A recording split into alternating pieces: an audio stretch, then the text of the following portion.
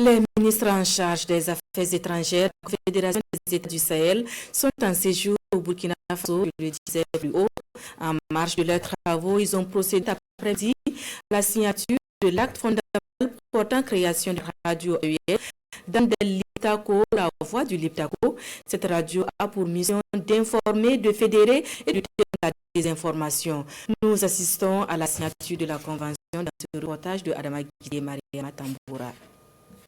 Des signatures respectives des ministres en charge des Affaires étrangères du Mali, du Niger et du Burkina Faso au nom de la Confédération des États du Sahel. Un acte fort qui consacre la création de la radio de la Confédération des États du Sahel, la radio d'Anelipako. Un canal de communication né de la volonté des chefs d'État de communiquer avec les populations, expliquer leur vision et de lutter contre la désinformation. C'est un événement important, notamment dans le contexte politique et géopolitique actuel que nous connaissons, qui est marqué par l'importance accrue de l'information, de la désinformation, de la manipulation et de toutes les tentatives de déstabilisation de nos pays en essayant d'utiliser les moyens de communication. Nos chefs d'État ont décidé d'aller au-delà des simples déclarations et des condamnations, mais de poser des actes concrets qui vont dans le sens de l'appropriation de notre narratif, mais aussi de mettre en place des moyens, parce qu'il s'agit là d'une guerre informationnelle comme la guerre classique qui est menée par les militaires, où il faut donner des moyens nécessaires, des armes pour se battre.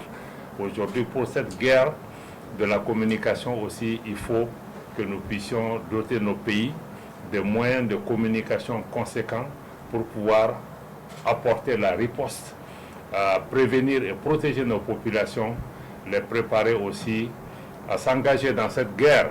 Dande Liptako est en langue nationale fulfulde et signifie la voix du Liptako. L'acte fondateur de la radio se tient en présence des ministres en charge de la communication. Dans cette guerre, les trois pays sont engagés sur tous les fronts, dont celui de l'information et de la communication. Désormais, le Mali, le Burkina Faso et le Niger font l'option d'être maîtres de leur narratif. La souveraineté, elle est sur plusieurs fronts. Mais sur le front de l'information et de la communication, c'est une souveraineté qui n'est pas négociable. Nous voulons désormais engager toutes nos populations dans une lutte farouche contre la désinformation. Parce qu'aujourd'hui, les acquis dont je parle sont visibles. Malheureusement, il y a encore des médias impérialistes qui tentent donc à cacher cette réalité, cette vérité, à travers un narratif totalement faux et totalement faussé. Donc aujourd'hui, en mettant en place les médias de l'AES, en commençant donc par cette radio Dande Liptako, nous avons fait l'option nous-mêmes de traiter l'information, de diffuser l'information vraie, l'information saine en destination de nos populations. Les contenus de la radio Dande Liptako seront diffusés dans les trois principales langues officielles des trois pays. Le siège étant à Ouagadougou, des antennes relais seront créées à Bamako et à Niamey. Les contenus seront également partagés avec la diaspora et les pays amis de l'AES via des plateformes numériques. Nous attendons simplement que les populations puissent identifier les médias crédibles, les médias qui méritent d'être suivis. Vous savez, aujourd'hui, avec le numérique, vous rencontrez toutes sortes d'informations sur la toile, sur l'espace public.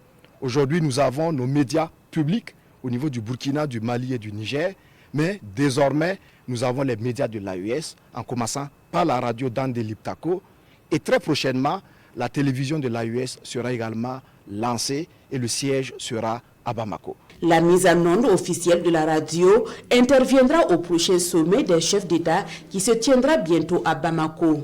Un concours pour la création et la conception du logotype et la charte graphique sera lancé également les jours à venir selon le ministre Pierre Gouende Gilbert Ouedraogo.